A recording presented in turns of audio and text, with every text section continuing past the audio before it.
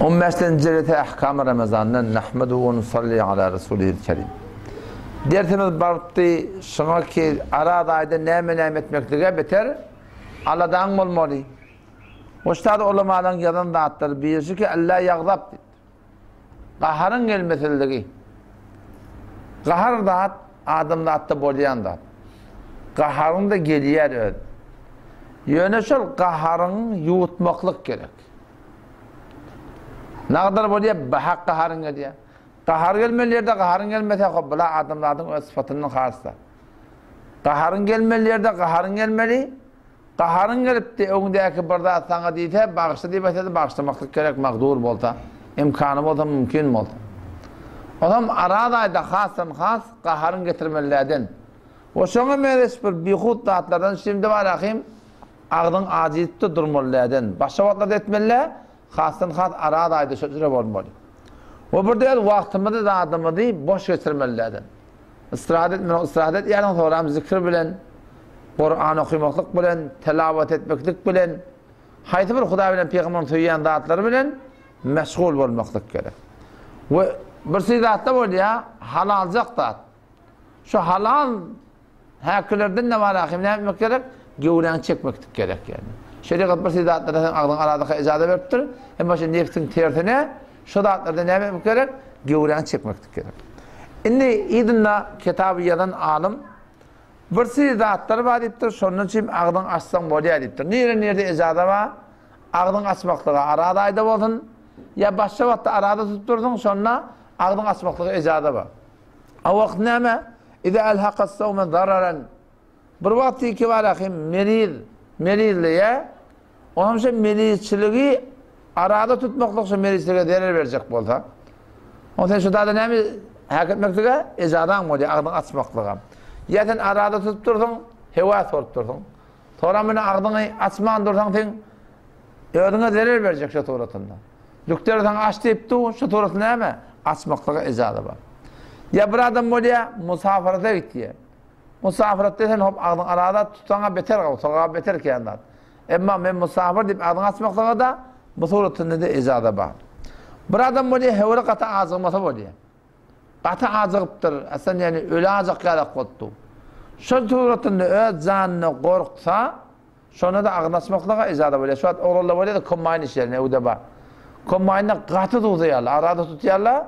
Yani ben denir soran mı, asan ölüp var yeme şu vaat dedi. Ne mi deyin?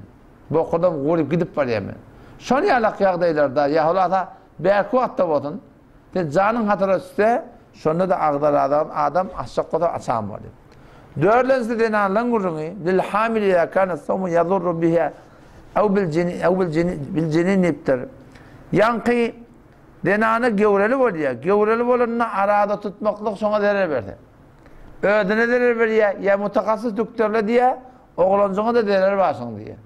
Şu tuğratında ödü yarım andırılmasa ağzını açmaklığa gevreli denana icadet var. Ödüne zarar olacak ya çağa zarar olacak.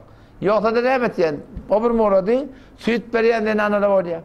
Şu süt veriyen denanı, süt verenle sütü ağdalıp, oğlan dehmede düşüp, ona şeyi hoş kalmaklık kıyınalıp, har zat yetmeyenlerin olsa, şu suratında ağırlaşmaklığı da icadı var.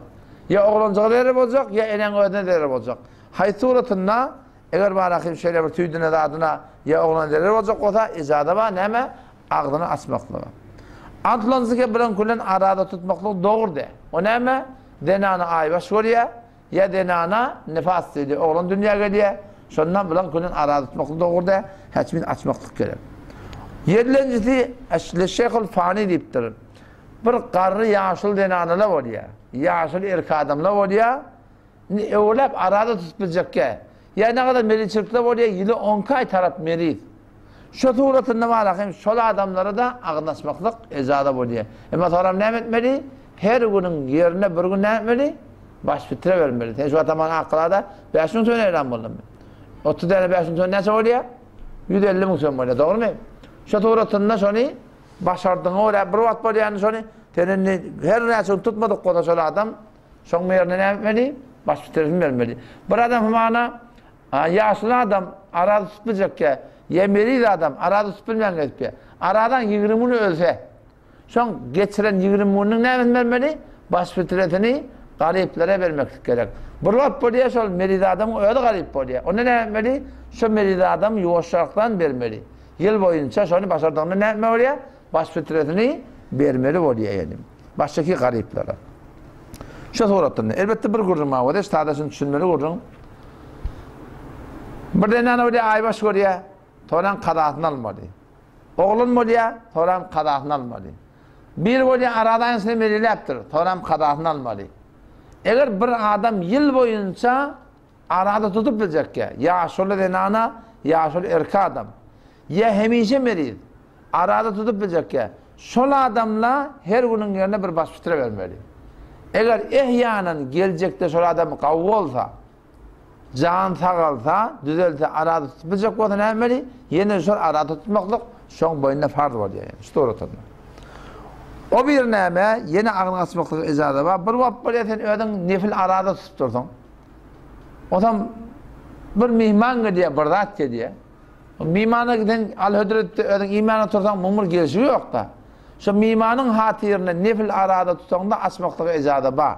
Hem sonra näme bolýar? Yerine bir gün qada etmeli bolýar. O şu toratynda bu taada 9-njy moratçy ki düşman bilen urşak bolsaň diýipdir. O meydan jeňe barylsa da adilde şu taada da agyň açmaklyga ejada bar. Hawa şu toratynda. Ondan sonra näme? Ki bir adamyny şoň boyuna qada düşipdir. Qada almaly. Qada almaly bolanda amana denany 7 gün aybaş görüpdir. Başa müşkil bolupdyr, biri agyň açypdyr. İlin arada tutuşaklap basar ya.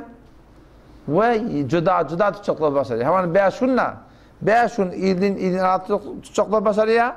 Yok hem de ne yapma var ya? Juda tutuşaklap bir heftede bir gün tutuyor. İndikatörden 2 gün tutuyor.